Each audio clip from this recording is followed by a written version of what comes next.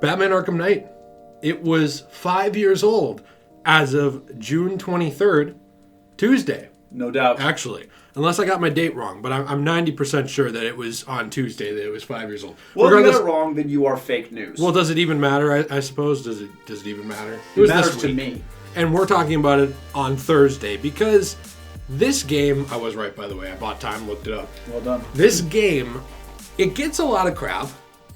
A lot of it's deserved, I will say. A lot of it is deserved. But it doesn't really get the credit it deserves as well. We do want to talk today about what we enjoy about this game, a little bit about what we don't without breaking it all down, and just kind of celebrate the fact that this game is 5 years old. Because this game is one of the best looking, I'm going to get something from this. Someone's going to say, well, what about X? But this is probably one of the best looking games on the PlayStation 4 console.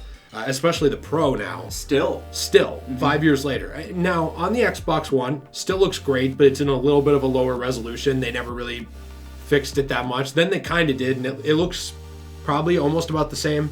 Arkham always seemed to give PlayStation more love. They did. Rocksteady is a little, Rocksteady's that way, WB's that way, even with their DLC characters. Mm-hmm. I do want to say about this game that the character designs, too, like, we will talk a little bit about the graphics, but the character designs in this are phenomenal. I might not agree with every single decision made. For example, I don't really think Batman maybe should have been quite as militarized as he was, but it looks so good. Everything looks good. It does. Especially you look at the way that the characters change, too, especially you go from City, and I guess in this case, Origins to this game. It was such a jump. It was so different. It was just a completely different take on the characters. I think one of the most noticeable ones for me was Harley. Harley looked so different in this game than she did in a lot of other games. And she looked so real. She did. She looked incredible. And Scarecrow, his character design was ridiculous. Batman, like you said, was a lot more militarized, but that was kind of the thing with the Batmobile. Yeah, he even says, we're going to go to war. Mm-hmm. Yeah. There is something, too, to be said about those character models as well, because they're not all perfect, but pretty much most people look like a real person. And I was talking to you about this a little bit in the car, too, because a lot of video games, they have a hard time, especially with girls, in terms of making them look real and not just plastic or like an action figure or fake.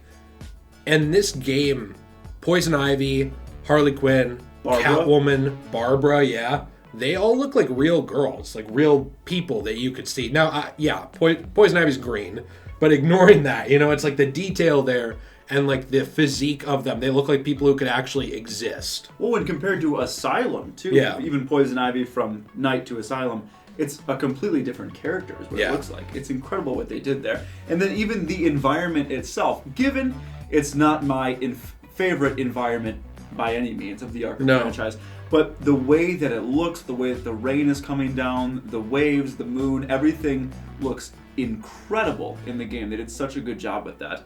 And the tiny details in the Easter eggs, like the graphics are just top notch all throughout the game. They really didn't spare any details at all. Well, even like you said with the Easter eggs too, I mean, you have so many mentions. I'm trying to actively say like less here now. It's my new thing. Say like less. Yeah. You have so many mentions of different characters in here. You have references to Constantine, with the paranormal investigations. You have all these Gotham City stories that tie into things with finding Easter eggs like Bane's equipment off on the docks, getting ready to get shipped back to Santa Prisca, I think. I think you're right, yeah.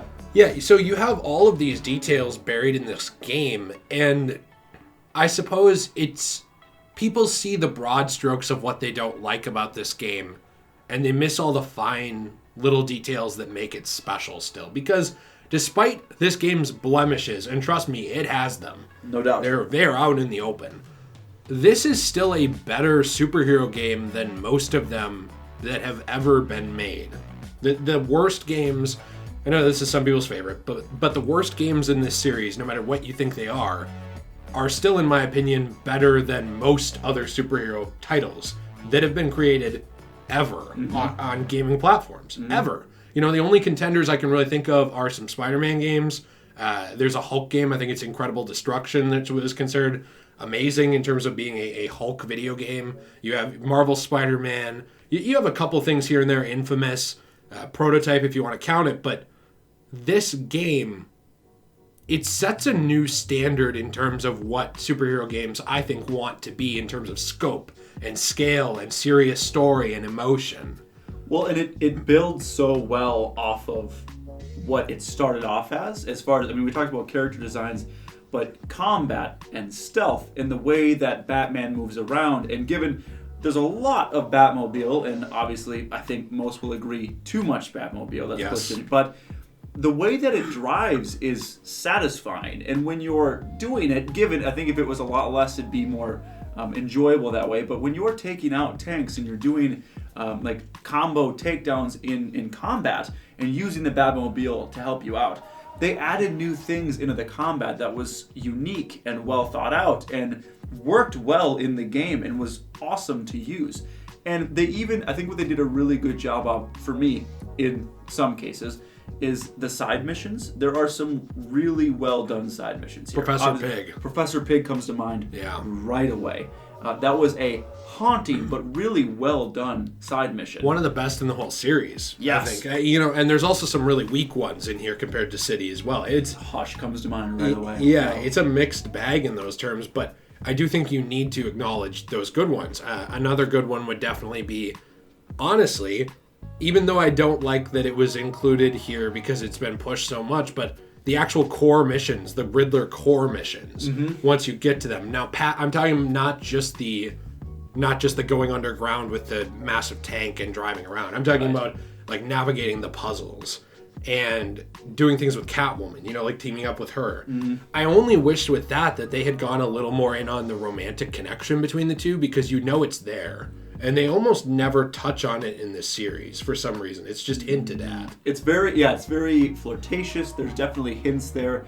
And at the end is where you'll kind of see it finally culminate a little bit. Because she invites him back to her house. Yes. Or her apartment or whatever. Yes, yeah, and I think they make out or something. But it's something where it's really not like talked about or used a lot in stories very much. So you see it with the Riddler, and those are great interactions where they do a good job with the puzzles. I think there was too many of them. Yeah, because they had been pushed the whole franchise. There's such a volume of them. That's what hurt it, really. They're well thought out. Yeah. They're good. And I think what I enjoyed the most was the Easter egg. The trophies themselves are fine. But when you get to the actual Easter eggs where you're scanning things and learning more about the lore and unlocking stories and challenge maps, that's where it's really fun. And I think one thing that gets that is, I guess, overlooked sometimes is the DLC of this game. There was 6 solid months, I believe it was 6 months, from June until December, where you were getting a fair amount of content every month. And given sometimes it wasn't perfect, there wasn't racetracks. Yeah, the racetracks, or too many racetracks, or the stories with Robin and Nightwing, and those being really, really short. But there were some gems in there too. There was A Matter of Family. There was Season of Infamy. So there's some really, really good content that was mixed into the DLC too. And given it was $40, but it's one of the best season passes, I think, that you'll see in games as far as the amount of content that they gave you. Oh, in terms of the amount. The amount. Not necessarily the quality, but just as what you got out of it. I was going to say, I thought you didn't love the quality of the season pass. No, it wasn't great. But as far as volume, you got a ton of Batsuits. A lot of it too, which was nice, was free. You didn't even necessarily, like a lot of the Batsuits and Batmobile skins, you didn't even have to buy. You had them for free, and then the more exclusive stuff, you had to buy individually. Yeah. But I think the DLC can sometimes get overlooked, as there was some really good stuff in there as well, I think. Yeah, I think so too. I do also want to say that this game, more than Arkham City, became a celebration of the relationship between Joker and Batman. Yes. Especially coming off the heels of Origins, because you see elements of it in City, especially in the ending, the Joker voicemails. Obviously, you see a bit of the connection they have as two characters as well.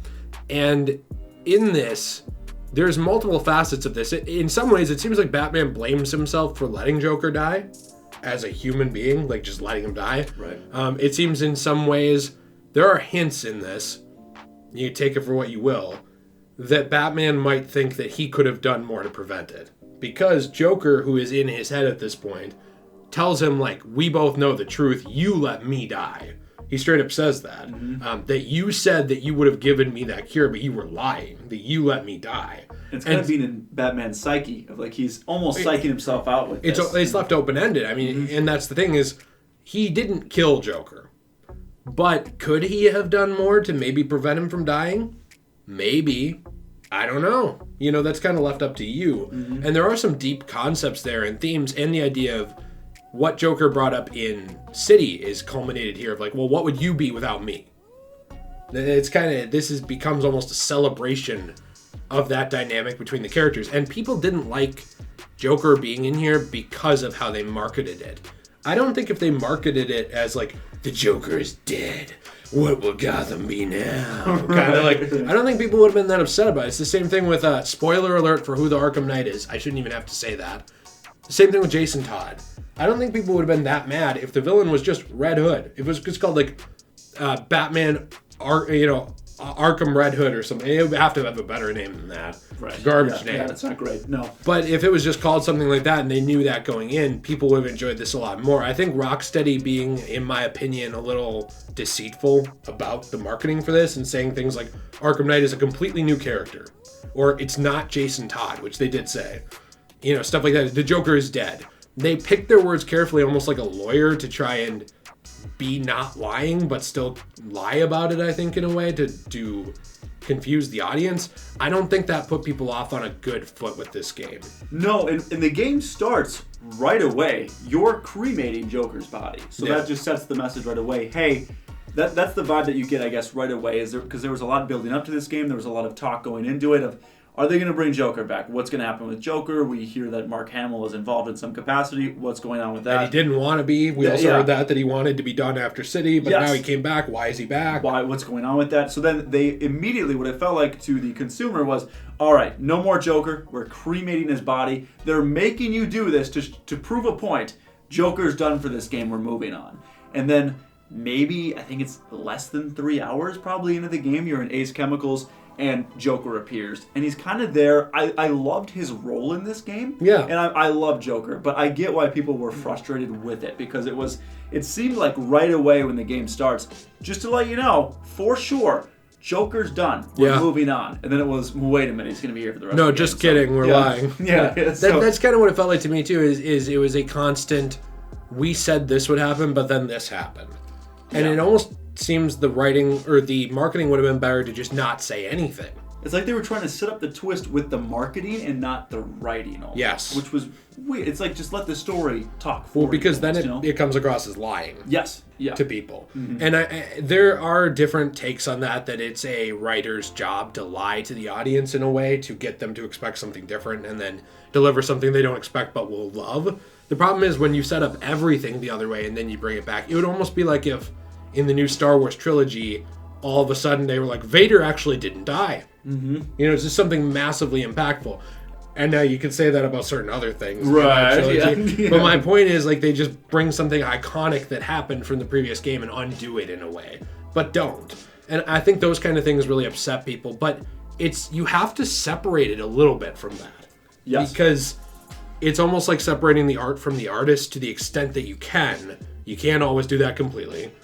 But the idea is that the marketing didn't make this a bad game. This is still a fantastic game. It still has amazing flight controls. It still has fantastic diving. It has amazing combat that's the most refined in the whole series. It has fantastic Predator encounters, even though they could have been more taken, advantage of. The upgrade system is at its highest point. Yeah, the upgrade system's fantastic. There's no Dark Knight challenges or any crap like that. You don't have to do things in a specific order. The fact that a company who wasn't making car racing games was able to basically change this engine to the point where they could include a drivable car in it that functioned really well. There's a lot here that I really think that gets overlooked, and especially those beautiful character models. I know I keep going back to it.